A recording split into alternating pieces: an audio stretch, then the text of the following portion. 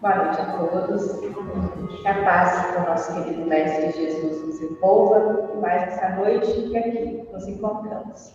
Para iniciarmos a lição de número 42 do livro Pão Nosso, psicografia de Chico Xavier, pelo Espírito Emmanuel, a lição intitulada Sempre Vivos.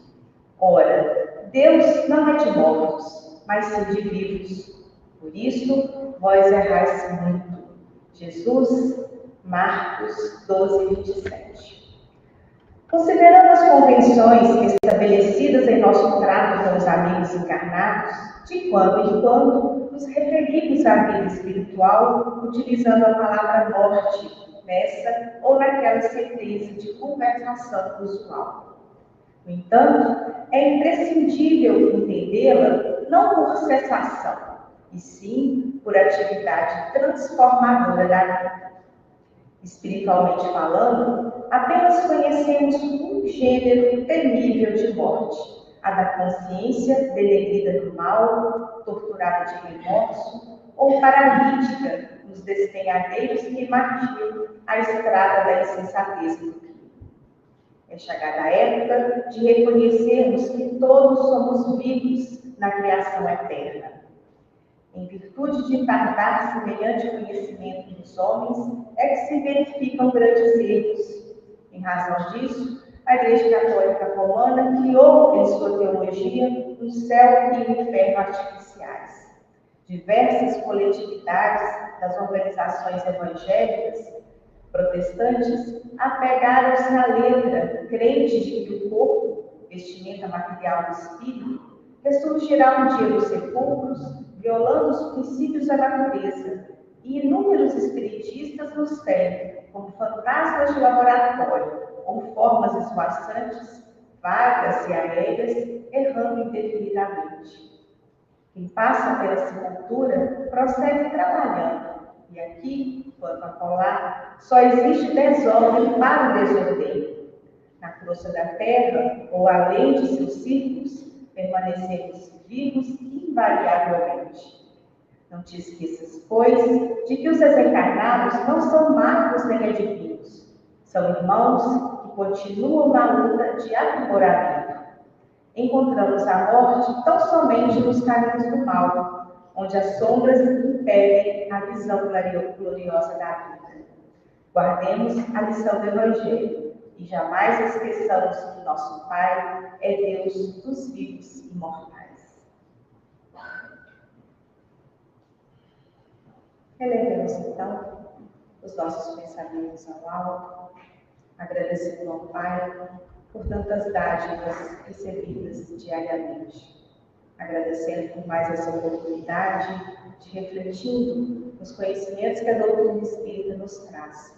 Possamos caminhar com mais firmeza, com mais acerto aqui nesse plano. Que Jesus permaneça sendo para cada um de nós o exemplo, a luz, a iluminar os caminhos e as nossas consciências. A doutor Bezerra, gratidão por essa casa que nos acolhe, por tanto trabalho que nos é oferecido. Obrigada. E ao nosso querido palestrante da noite, rogamos a espiritualidade, a intuição, a palavra certa, que possa chegar às necessidades de cada um de nós. Glórias vos damos, Pai, nosso hoje, mas todos os instantes das nossas vidas. Que assim seja. Então, nós estamos alegremente recebendo mais uma vez o Hélio de Novo, da cidade de Vila Velha, que veio falar para nós. Ele que é trabalhador da União Espírita Cristã, expositor, pesquisador espírita, já é quase um membro da casa. Obrigada, e a palavra é sua.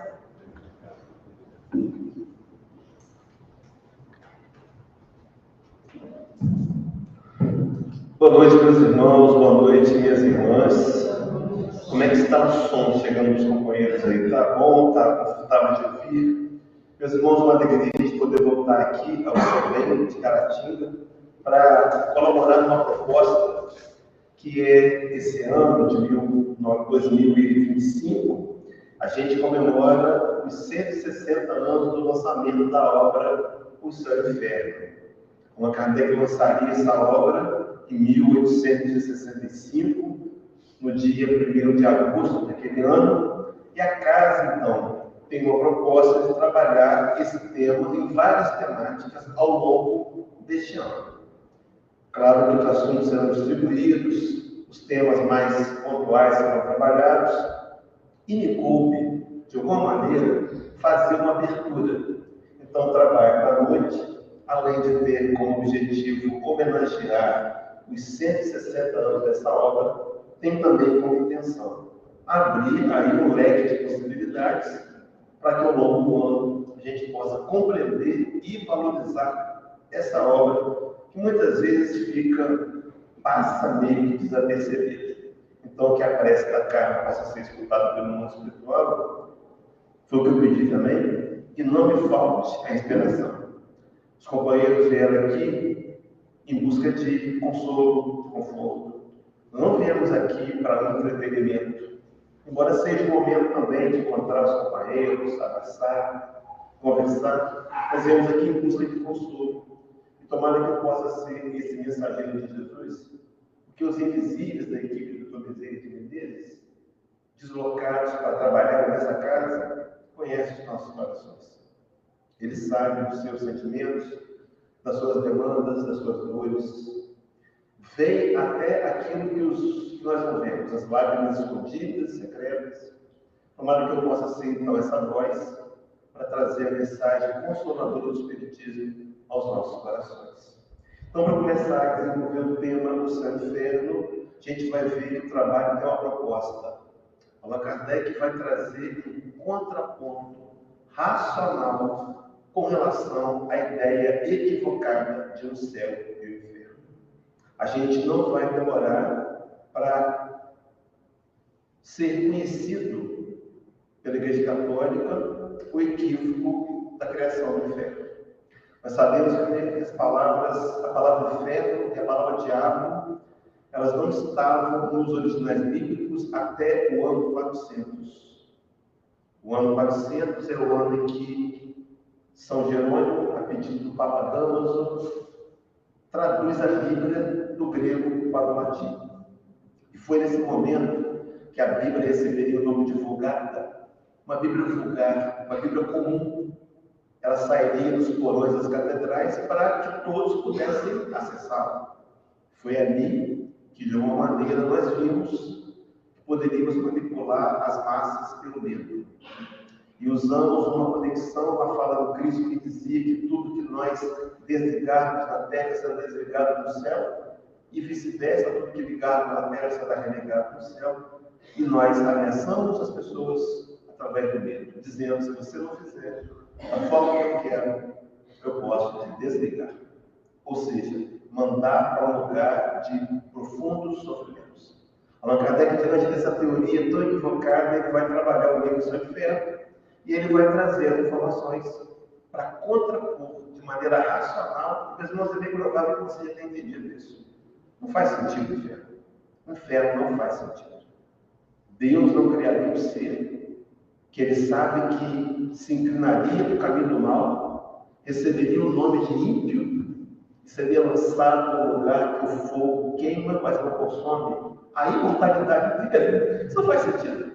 Criação da teologia. De nós mesmos lá atrás, eu comentei isso aqui agora há pouco. Emmanuel tem um livro que ele chama de Inspiração, onde ele diz que nós somos herdeiros de nós mesmos. Cometemos equívocos, criamos as teorias equivocadas e agora viemos na intenção de corrigi-las. Mas eu queria começar a proposta da visão do céu e inferno, lembrando uma fala de Jeová, representava Deus para o povo hebreu, um profeta de Jeová, capítulo 33, versículo número 11, Jeová diz assim: por mim mesmo juro, diz o Senhor Deus, que não quero a morte do ímpio, senão que ele se converta, que deixe o mau caminho e que viva. Jeová, o Senhor dos Exércitos, na verdade foi colocado assim também uma maneira de traduzir para imprimir medo a populações. Porque se você visitar o dicionário hebraico, a mesma palavra que é traduzida como exército é a mesma que é usada para traduzir estrelas. Então, o céu das estrelas não caberia, né, para guerrearmos e matarmos. Mas, enfim, fato é que Jeová declarava que o que Deus queria não era a morte do mundo, mas que ele vivesse. O texto do Velho Testamento faz uma ligação intrínseca com uma fala de Jesus em João 6,39. A verdade que o Senhor declarou, meus irmãos, que definitivamente joga por terra a teologia do Filho.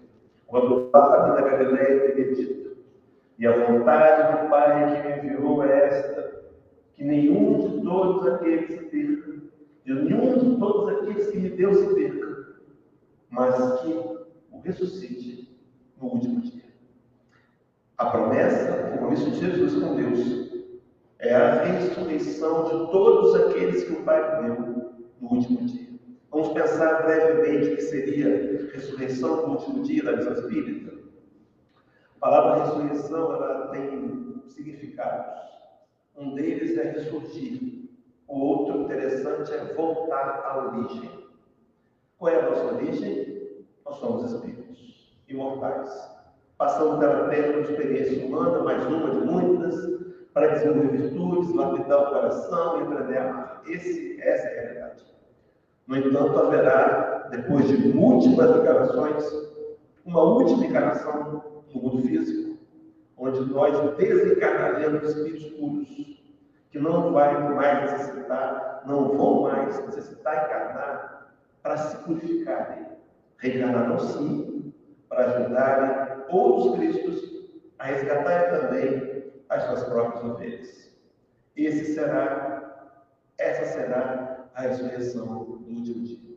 Então Jesus prometeu nos acompanhar todos os dias até que a gente fosse devolvido a Deus espíritos puros. Nesse contexto, fica claro que o inferno não existe. Pois bem, queridos, avançando então para a gente ainda detalhar mais a questão, na Revista Espírita de setembro de 1865, portanto, um mês depois que ele lança o Livro dos Espíritos, que ele lança o livro do Seu Inferno, um mês depois, Allan Kardec coloca um periódico que era tradicional, circulava em centenas de exemplares e alimentava a conexão do povo espírita da época. Era um periódico, revista. E ele inclui um artigo falando do livro recém-lançado. O que é interessante? Vender livro, ficar rico? Não. Ele queria que as pessoas compreendessem que o inferno é ligou uma mentira e que se exige no céu um beneplácito, ele é uma conquista pessoal, que nós temos que lutar para conquistar, que não há nada fácil que vai acontecer sem esforços. Então, Allan Kardec registra assim, acompanha na tela comigo, meus irmãos. O título dessa obra, Olha, Seu Inferno, indica claramente seu objetivo. Aí reunimos todos os elementos próprios para esclarecer o homem sobre o seu destino, que vai muito além do céu e inferno. E diz, como nos nossos contos escritos sobre a doutrina espírita, aí nada introduzimos que seja produto de um sistema pré-concebido, ou de uma concepção pessoal, que não teria nenhuma autoridade. Então ele está afirmando que o que ele vai declarar não vem dele, não vem de homens, vem de espíritos superiores que conhecem a realidade futura. E segue dizendo, tudo aí é deduzido da observação e da concordância dos fatos. A gente sabe que o Espiritismo é também conhecido como sendo a fé raciocinada, e nos é dado o direito de questionar, meus irmãos. Esse é o grande benefício do Espiritismo. Nós vamos estar ao vivo, depois vamos colocar essa palestra no YouTube da casa. A Andréa está trabalhando nisso, mas muitos vão poder acessar. Então o Espiritismo te dá o direito de verificar e de questionar. Não é uma fé imposta, é uma fé baseada na lógica. E se eu entender a lógica, eu mudo meus conceitos. E mudando meus conceitos, eu me mudo. Eu mudo a minha história, porque eu mudo a maneira de decidir.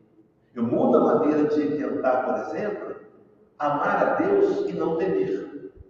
Porque a gente não consegue amar aquele que teme. E a cultura teológica nos pregou o temor a Deus. Mas, enfim, seguindo o raciocínio, então Allan Kardec lança o Sangue Inferno, e aí vem, na folha de capa, na folha de rosto, ele declara assim, ele faz uma declaração, ele inclui no título o Sangue Inferno, veja, meus irmãos, ou a justiça divina, segundo o Espiritismo. Então, o que Allan Kardec trabalha é um Deus bom, justo, que não pode nos fazer pagar por um crime gravíssimo que não cometemos. Sim, porque para ir para o inferno, ele nunca sai de lá e sofrer a mortalidade toda. E para sempre sofrer não faz sentido. O erro deveria ter sido muito grande, mas enfim, Allan Kardec então diz assim: exame comparado das doutrinas sobre a passagem da vida corporal à vida espiritual. Segundo, sobre as penalidades e recompensas futuras. Terceiro, sobre os anjos e demônios. Quarto, sobre as penas e etc. Seguido de numerosos exemplos acerca da situação real da alma durante e depois da morte. Nesse livro, vou trazer rapidamente, depois de perceber, um esboço bem passando, e na segunda parte, Allan Kardec inclui os testemunhos daqueles que haviam desencarnado e mostra o depoimento que eles trazem. Meus irmãos, nada melhor do que você ouvir a verdade de alguém que já a vivenciou. E é essa a intenção de Kardec. Mas, enfim, seguindo o raciocínio, eu fui buscar um site na internet chamado Wikipedia, Enciclopédia Livre. É um canal de informações abertas. Se você visitar a pesquisa, ele estava até pedindo uma contribuição financeira, se você puder ver, que eles alimentam o banco de dados. Mas, enfim, ele fala sobre o livro Sangue Inferno. Veja, um canal que não é espírita falando do livro Sangue Inferno. E eu vou ler rapidamente. A obra Sangue Inferno se compõe de duas partes. Na primeira parte, Kardec realiza um exame crítico, procurando apontar contradições filosóficas e incoerências com o conhecimento científico, superáveis, segundo ele, mediante o paradigma espírita e a fé raciocinada. Então, ele vai analisar, vou trazer rapidamente para os companheiros, as 5 alternativas da humanidade, que ele trabalha com obras póstumas, e vai dizer qual é a contradição. Ele vai mostrar qual é a contradição. Pode ser que me incomode. Pode ser que, se a contradição for o que eu creio ainda, me incomode. Mas qual é a minha percepção? Aceitar a verdade? Admitir a verdade? Ou manter-no no mesmos erros? Segue dizendo, então, lá no Wikipedia, que são expostos na primeira parte vários assuntos. Causa do temor da morte, porque o espírito não teme a morte, o céu. Talvez ele fosse melhor colocar, porque o espírito não deveria temer a morte, né? Mas, enfim, o inferno cristão de então padrão, os limbos, quadro do inferno padrão, esboço do inferno cristão, vírgula. Esse inferno padrão foi onde os cristãos se inspiraram para criar o inferno cristão. O inferno padrão é muito parecido com o inferno cristão, mas o inferno padrão tinha uma diferença crucial. Você entrava e poderia sair. O inferno cristão, se você entrar, esquece. A porta se fechou e nunca mais você vai parar de sofrer.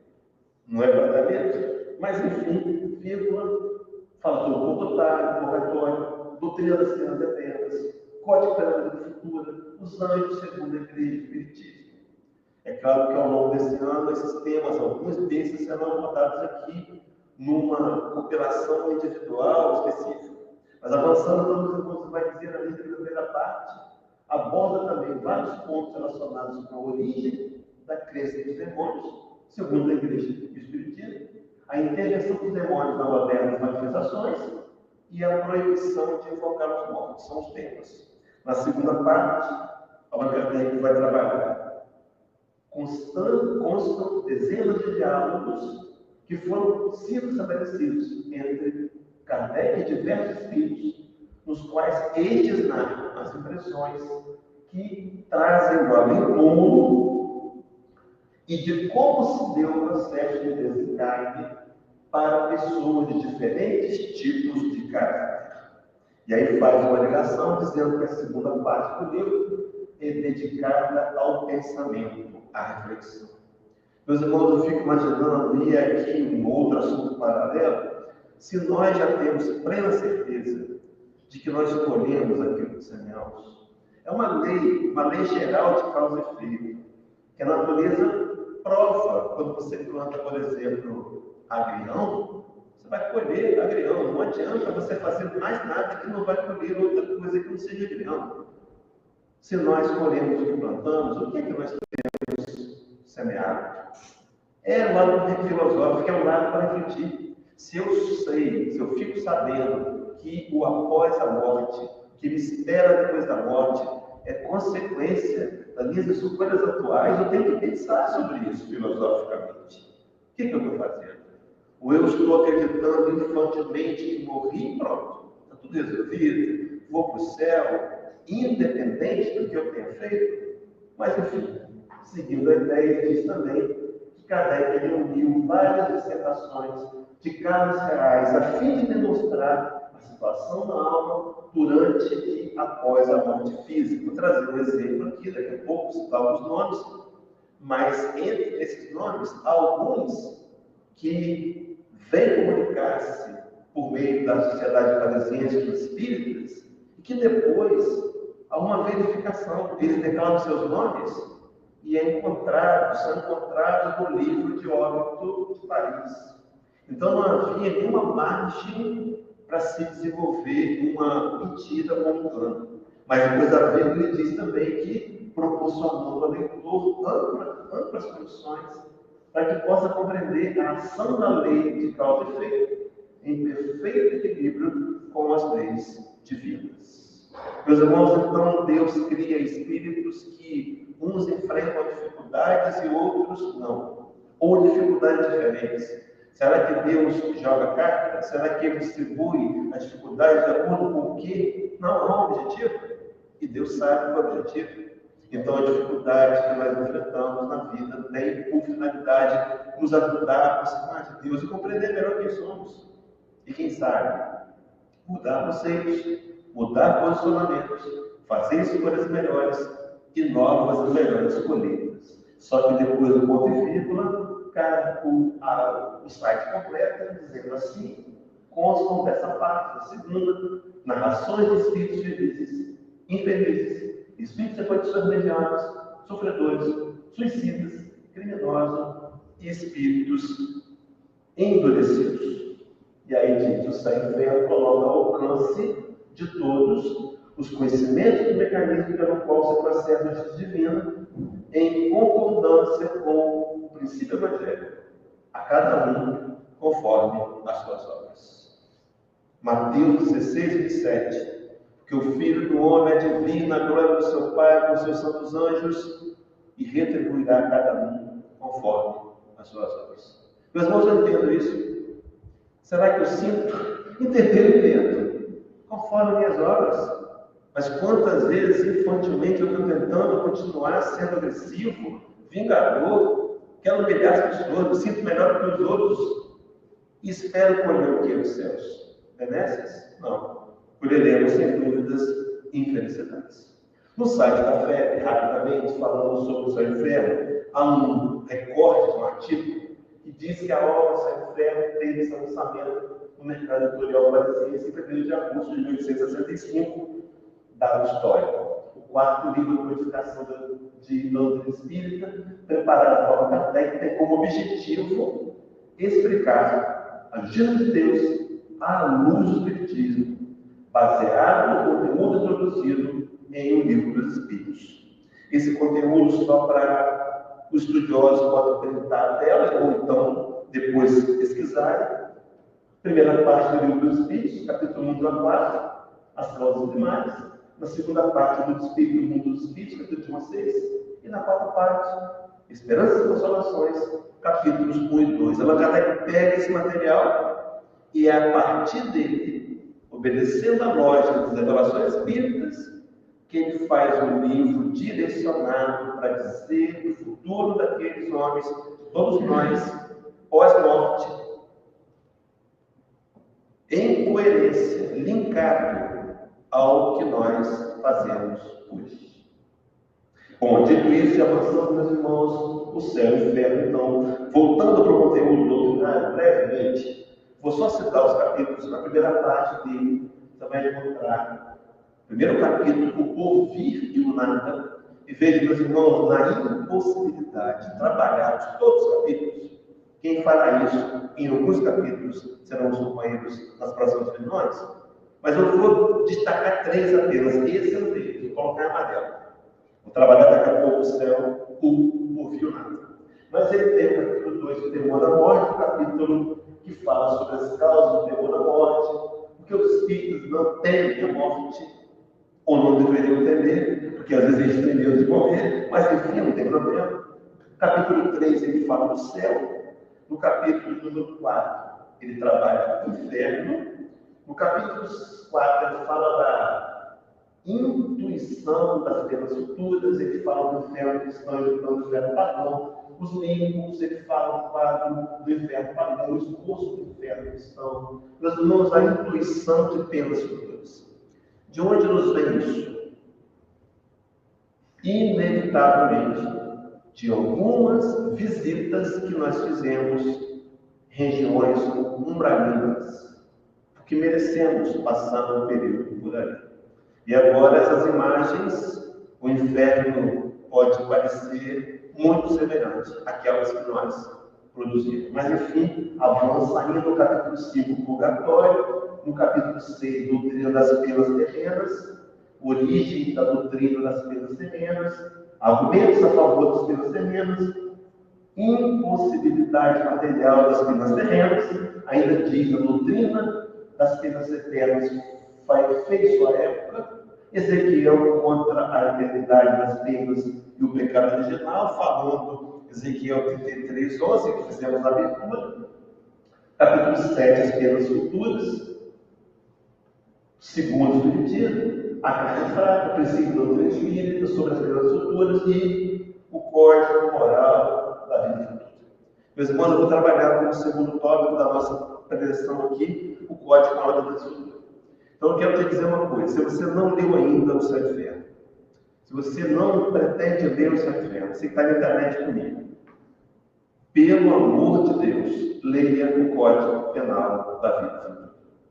Não te peço mais nada hoje, prometo, mas leia o Código Penal da Vida Futura. Allan Kardec discorre com imensa racionalidade, é claro, orientado pelos bons espíritos que promoveram a codificação. E ele narra as consequências das nossas atitudes. Vou trazer só a introdução desse Código Penal da Vida Futura. Mas avancemos então, porque no capítulo ele fala dos anjos, no capítulo dos anjos ele fala dos anjos da igreja, a refutação dessa teologia. Porque não faria sentido Deus criar alguns prontos e outros ainda a serem construídos. Não faria sentido também Deus criar um espírito inferior, um demônio. Não tem lógica, meus irmãos. Imagina que você vai propor ao seu gato uma luta de boxe. Você vai colocar uma luva de boxe no gato e vai levar o gato para o ringue. Mas não há chance do gato ganhar essa luta? Tem? Zero, né? Se tirar a luva, pode ser que ele te dê uma olhada no olho, talvez ganhe pelo menos um round. Você nunca vai ganhar. Ele nunca vai ganhar. Mas quando Deus quer ter um demônio mais fraco do que ele, para enfrentá-lo numa batalha final, o Armagedon, ele sabe que o demônio vai perder e vai para um lugar que ele vai sofrer mortalidade inteira. Que Deus é esse? Isso não tem lógica. Não faz sentido.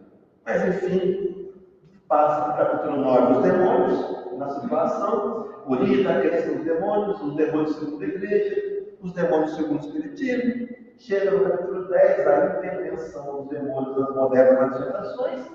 Capítulo 11, a proibição de invocar os mortos, fala de Moisés. E chega, então, na segunda parte do livro, onde ele vai trabalhar. O capítulo 1, o passamento.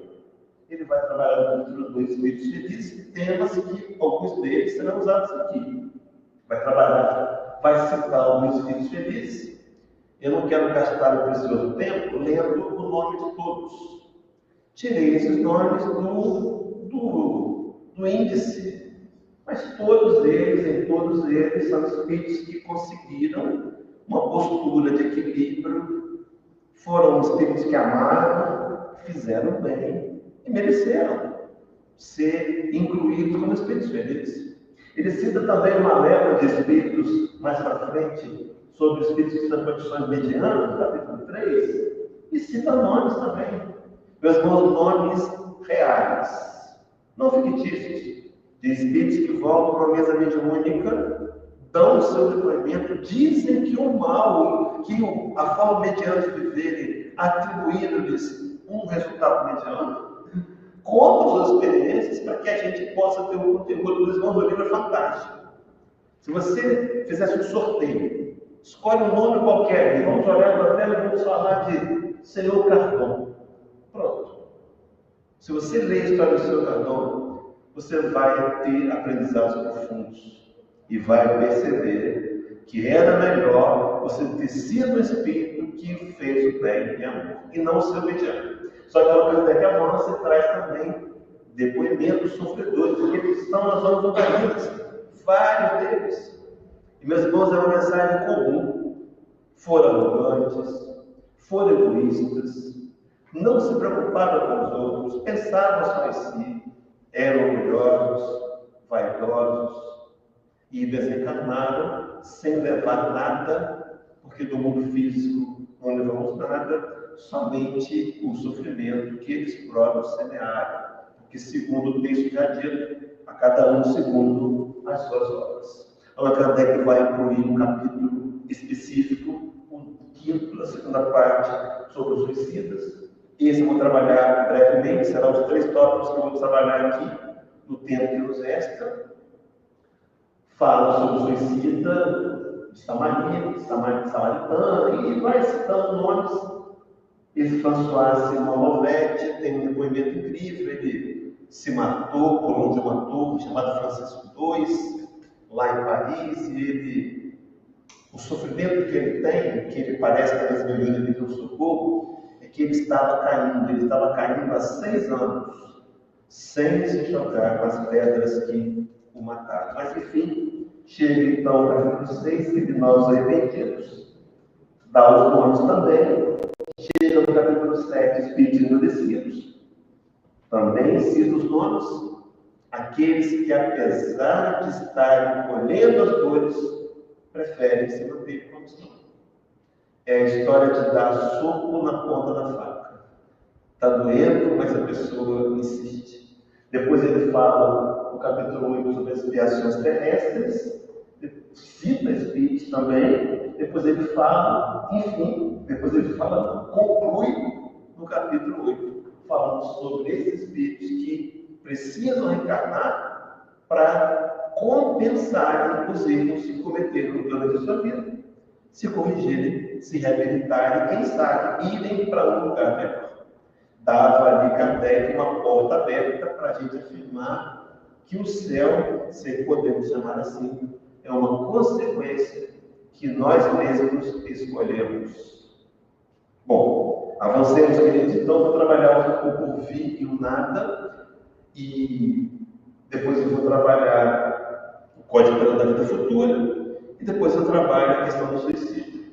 Mas, enfim, começando pelo porvir e o nada, em cada uma dessas partes, Kardec imprime o raciocínio, coloca artigos, trabalha uma tese, defende uma posição, e nessa diz assim: vivemos, pensamos e operamos. Eis o que é positivo. E que morremos não é menos certo. Todos iremos morrer. Mas deixando a terra, para onde vamos? O que seremos após a morte? Seremos melhor ou pior? Existiremos ou não? Ser ou não ser, tal a alternativa. No livro Obras Póstumas, o Allan Kardec vai apresentar para a gente, capítulo 6, item 4. Esse é o Evangelho do Espiritismo. Na Obra Póstuma é um capítulo onde ele fala da primeira parte, das 5 alternativas da luta da humanidade. Eu uni o Evangelho do Espiritismo, capítulo 6, item 4. Nesse primeiro, Allan Kardec diz assim, nas Obras Póstumas: Se havemos de viver, a ideia foi essa: como viveremos? Em que condições veremos a nos encontrarmos? Aqui, os sistemas variam de acordo com as ideias que tiram assento ali, religiosas e filosóficas, e nada pode, portanto, reduzir-se assim por todas as capitais relativas que passam a sumarizar, a fim de que se torne fácil a comparação.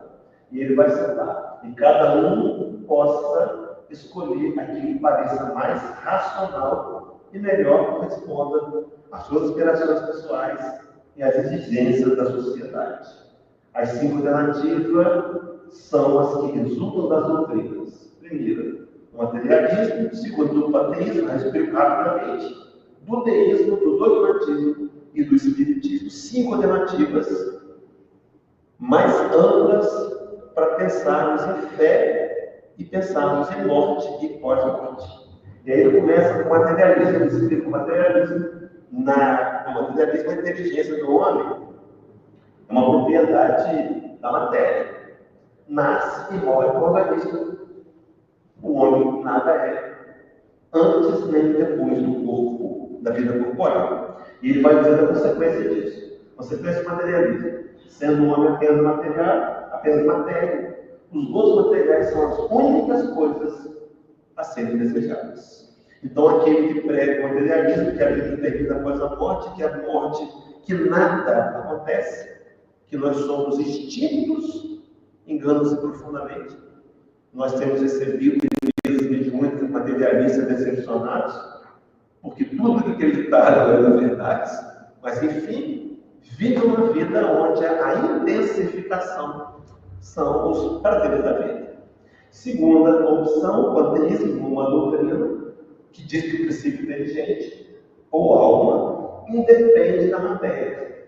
É extraído do nascer do todo universal. Então, o espírito não tem individualidade. Ele faz parte do todo, ele vem encarnar, depois ele volta para o todo. Diz assim: individualiza-se cada ser durante a vida e volta, por efeito da morte, a massa comum, como as gotas de chuva do oceano. Consequências: sem individualidade, sem consciência de si mesmo, o ser é como se não existisse.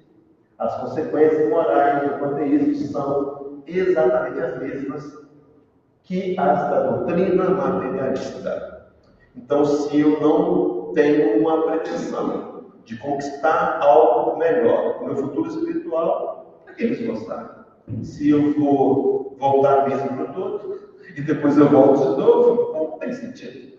Aí vem a terceira alternativa, que é o deísmo. O deísmo é uma Kardec que fala dele. O deísmo compreende 2 categorias bem distintas de crentes: os deístas independentes e os deístas providencialistas. Esses independentes creem em Deus e admitem todos os seus atributos como Criador. Mas olha só, dizem que não há providência. Não são, Deus não se ocuparia conosco, nada temos que lhe agradecer nem lhe pedir. Creem em Deus, mas creem que Deus não vai preocupar com a gente. Então parece que não faz um sentido futuro para eles. Essa outra categoria, deístas providencialistas, eles também creem, só que creem não só na existência e no poder criador de Deus, na origem das coisas, mas também creem, como também creem na sua intervenção incessante na criação, e aí, ora, mas nem admite o culto exterior e o dogmatismo atual. Somos criaturas entregues ao acaso, essa é a visão. Então, mais uma vez, não importa o que eu faça. O que nos espera é como se fosse a ideia ligada ao karma indiano.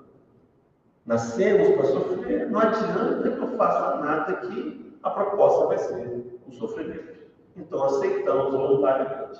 O dogmatismo, linkado à ideia da religião cristã da atualidade, catolicismo e protestantismo, a alma independente da matéria criada por ocasião do nascimento do ser, sobrevive e conserva a individualidade após a morte, desde esse momento tem irrevogavelmente determinado a sua sorte. Então, a criação do espírito no ato da fecundação. Ele não tem uma história pregressa. E o que ele fizer na vida, uma única vida, vai determinar o seu futuro, céu ou inferno. Então não faz muito sentido, né? Porque Deus dá a um uma família que o educa, que ele coloca na escola, que lhe propõe uma universidade, ele forma, ele trabalha, ele se casa, ele tem uma vida. E para outro, Deus deu a pobreza, a miséria, a ausência dos pais, e esse entra pelo mundo do crime, e é morto pela polícia e ele vai para o inferno. Tem coisa errada. Allan Kardec, quando discorre sobre isso, ele vai dizer, vai trazer a alternativa que na visão do codificador e na nossa visão, onde ele diz que o princípio inteligente depende da matéria, a alma individual preexiste e sobrevive ao corpo. E o estado ditoso, o inditoso dos espíritos é inerente ao adiantamento moral deles. Quanto mais eu amo, quanto mais eu me torno uma pessoa melhor, quanto mais eu me esforço para olhar a dor do outro, sem pensar tão somente na minha, eu estou, de algum modo, aumentando a minha vibração espiritual e garantindo um socorro mais adequado no meu retorno ao mundo espiritual. Mas voltando lá no seu infernado por vir, ser ou não ser tal alternativa. E aí ela também fala no Evangelho segundo o Espiritismo, capítulo 6, item 4, o mesmo capítulo, o mesmo item que ele mostra claramente no Espiritismo, né? Aquele Consolador prometido por Jesus em Evangelho de João, capítulo 14, diz assim: o Espiritismo realiza o que Jesus disse no Consolador prometido. Conhecimento das coisas, fazendo que o homem saiba de onde vem, para onde vai e por que está na terra. Meus irmãos, as grandes indagações que todos nós fizemos um dia, fazemos ainda, que a filosofia convencional não soube, não conseguiu explicar. Quem somos? E o detalhe, para onde vamos? Então há uma perspectiva de que somos seres imortais no processo de ir e vir o tempo todo. Mas esse ir pode ser definido pelas minhas próprias escolhas.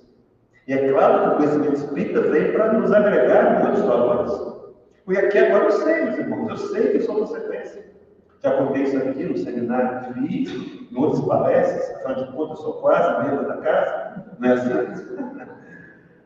Que eu venho da religião evangélica. E eu me lembro de ter ouvido claramente: ó, você recebeu o selo do Espírito Santo. Você está salvo. Independente do que eu viesse a fazer, eu estava salvo. Meus irmãos, não é assim. É fácil demais assim. Não é só levantar a mão para Jesus. É tentar colocá-lo no coração. É isso. Mas, enfim, volta Kardec completando o texto dizendo que o Espiritismo não atrai os verdadeiros princípios da lei de Deus e consola pela fé e pela esperança. Então, a realidade, meus irmãos, tomara que não aconteça com você, mas se acontecer, você desencarnar e acordar, despertar num lugar meio escuro, umas árvores estranhas, uns uivos, bota a mão na cabeça, toma um branco e começa a orar. Pelo menos você tem consciência disso. E entenda que Deus te colocou ali de propósito, não, você mereceu. Comece a investigar seu coração. O que me trouxe aqui de novo? Por que eu não fui direto para a Polônia? O que eu tenho que passar aqui no período? Reflexões profundas que vão nos levando a despertar o amadurecimento e as novas atitudes. Afinal de contas, você colhe o que semeia. Como diz o Pablo Neruda, poeta chileno, nós somos livres para escolher, mas ao mesmo tempo escravos das consequências. O que é que temos escolhido? Mas enfim, meus irmãos, voltando então, ser ou não ser, da alternativa, o povo nada completa, para sempre ou para nunca mais. Ou tudo ou nada. Viveremos eternamente ou tudo será aniquilado de vez. É uma tese, essa que se impõe e diz assim: todo homem experimenta a necessidade de viver, de gozar, de amar, de ser feliz. Dizer ao mundo que ele viverá mais ainda, ver ainda que a sua hora é retardada, dizer sobretudo que será mais feliz do que porventura tenha sido, e o seu coração rejubilará. Meus irmãos, nós queremos viver, nós temos ânsia de viver, e a vida verdadeira é aquela espiritual, segundo o Evangelho do Espiritismo, capítulo 23, item 8, é a vida do Espírito. Dito isso, entrando no Código da Vida Penal, Código Futuro, o Código Penal da Vida Futura, vou trazer só o final do Código, que diz assim: os motivos pelos códigos, porque o Código foi colocado. Primeiro, o sofrimento é inerente à imperfeição. Por isso que nós temos problemas, sofremos e estamos encarnados no plano de provas e expiações. Porque é natural que eu enfrente provas e expiações, porque eu mereço provas e expiações.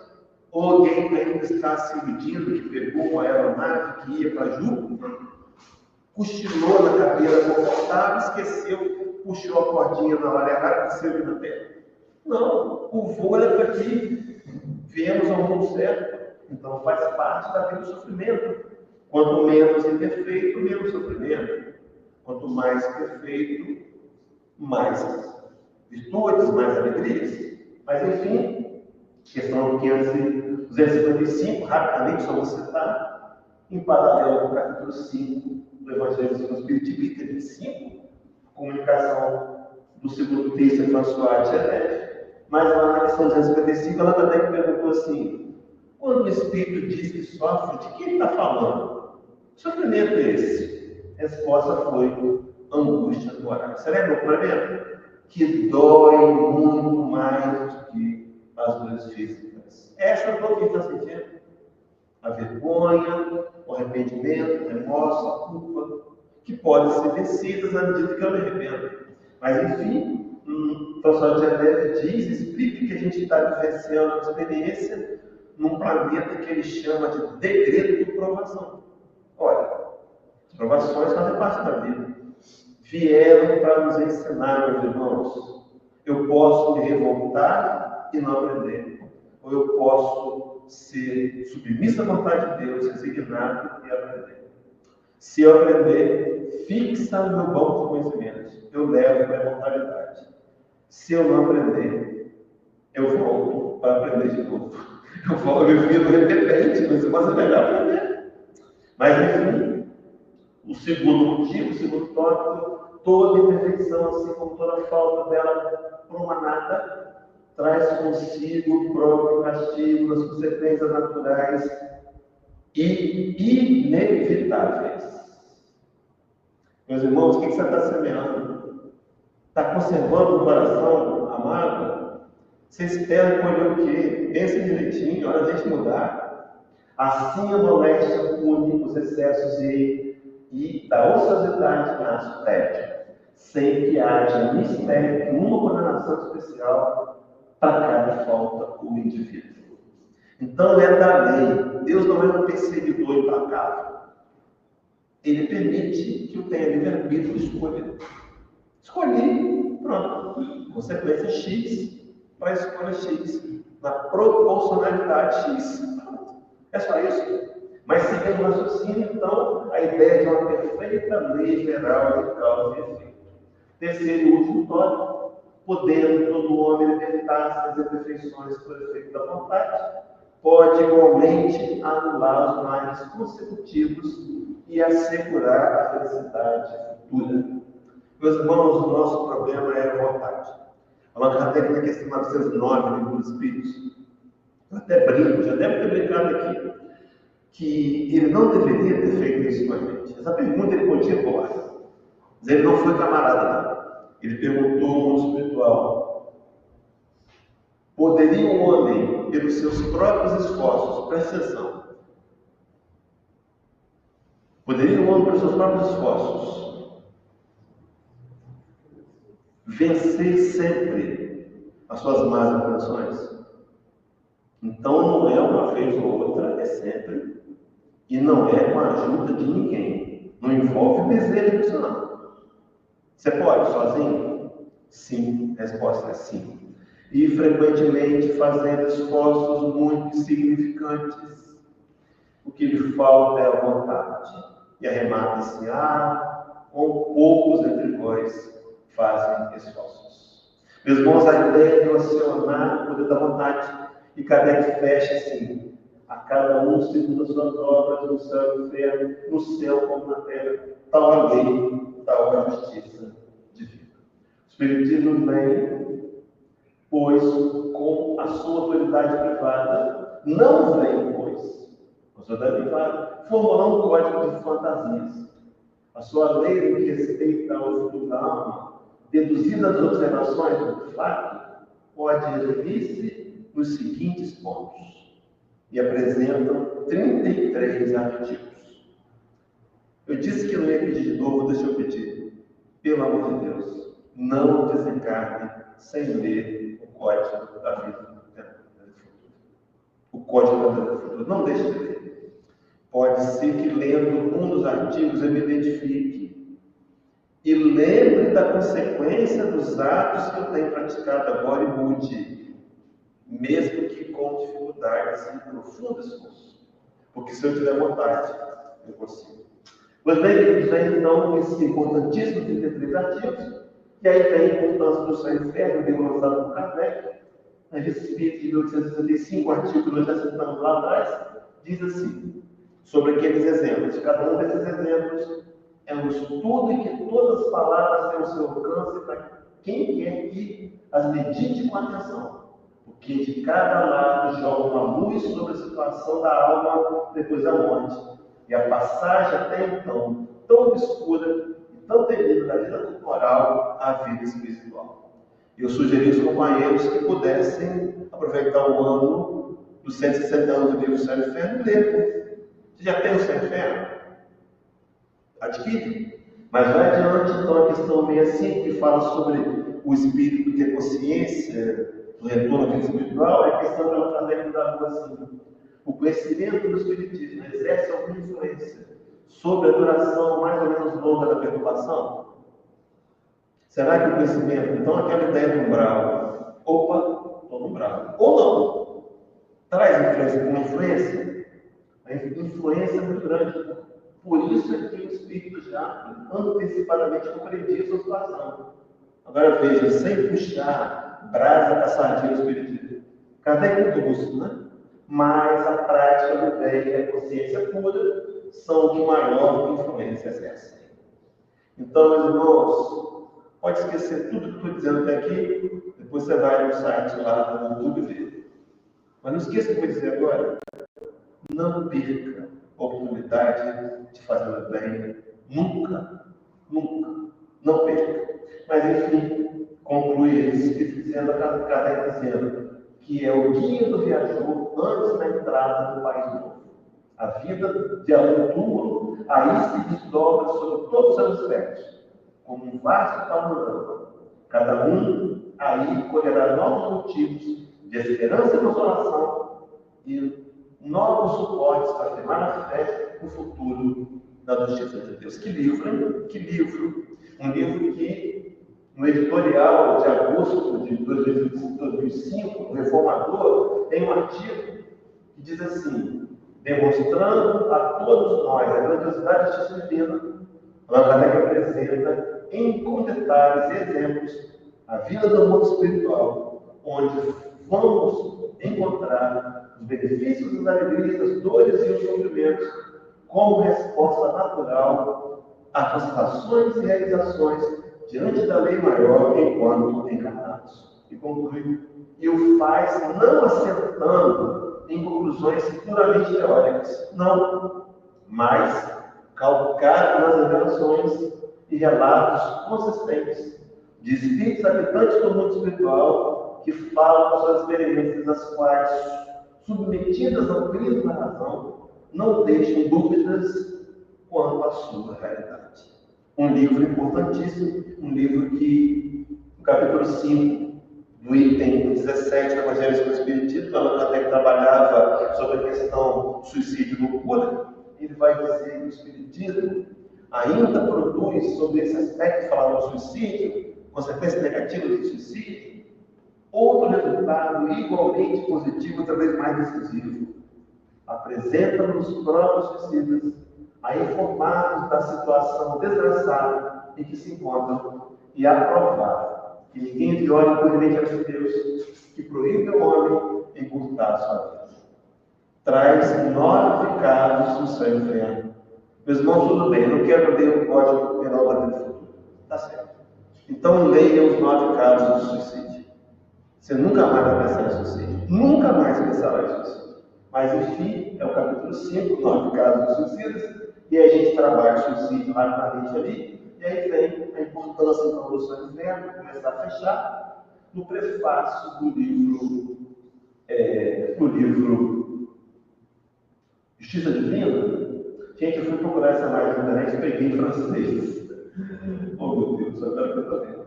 Então, no prefácio, ele traz um artigo chamado Ante-Allan Kardec, e diz assim: assim traçamos os despretensiosos comentários, Emmanuel dizendo, contidos nesse volume, em todas as instruções relacionadas no livro O Céu e o Inferno, valendo dos 82 anos públicos de estudo na Comunhão Espírita Cristã, de Uberaba, no decurso do ano de 1961, dando continuidade à tarefa de consultar a essência religiosa da codificação kardeciana, com vista à nossa própria responsabilidade diante do Espiritismo em sua feição de cristianismo vivo. Então, agora Emmanuel vem num livro que trabalha e explica o céu e o inferno para facilitar para a gente o entendimento e nos convidar a um posicionamento, dessa vez, a nosso favor e a favor do mundo espiritual. Eu cito num artigo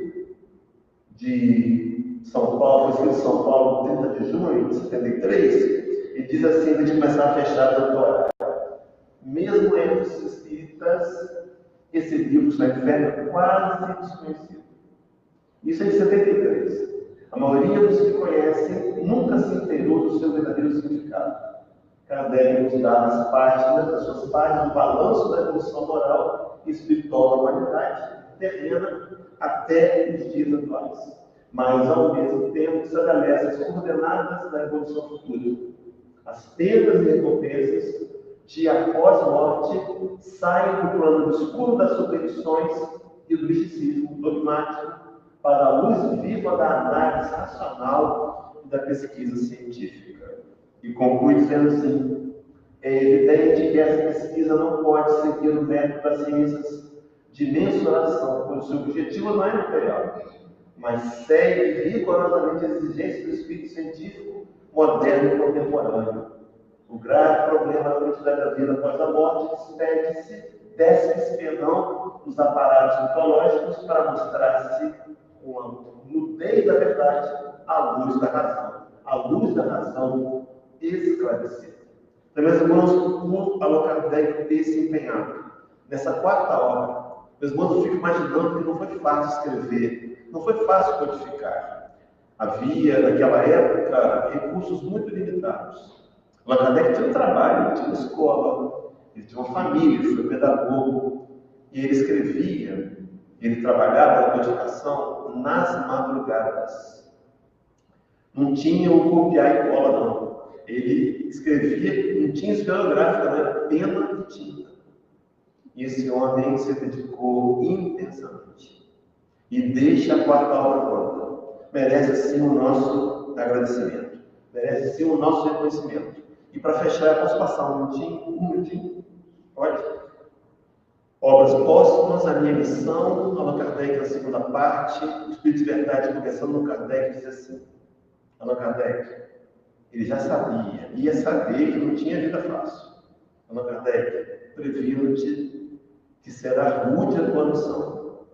Sabe por quê? Porque está em tuas mãos uma doutrina capaz de abalar e transformar o mundo inteiro. Essa doutrina, meus irmãos, nos transforme. Transforma nos conceitos. Mude a visão de um Deus castigador e punidor para um Deus justo, que dá aos seus filhos que eles precisam passar, e não o que eles querem, mas dá aos seus filhos aquilo que eles precisam dentro de uma medida de suportabilidade. Santo Agostinho dizia, capítulo de número 9, capítulo 14, 39. Deus não dá prova superior as forças daquele que a pede, só dá as que podem ser cumpridas. É esse Deus que o Espiritismo prega, que deixa de lado o inferno e o céu, e que diz que a escolha dependerá tão somente de mim e das ações que eu promover. Foi claro, meus irmãos? Então, que Deus nos dê coragem e força para seguir adiante e que os palestrantes que vierem ao longo do ano trabalhar esse assunto, se você souber o tema com antecipação, pegue o livro antes, lê, pesquisa, porque são assuntos que dizem respeito profundos a cada um de nós. Muita paz e muita luz a todos. Eu vou ver a palavra dirigente para continuar o programa.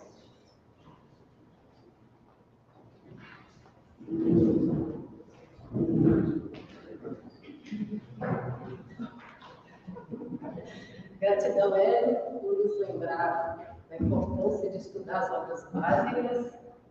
E gratidão a Kardec, porque ele deu a vida para nos deixar essa doutrina consoladora.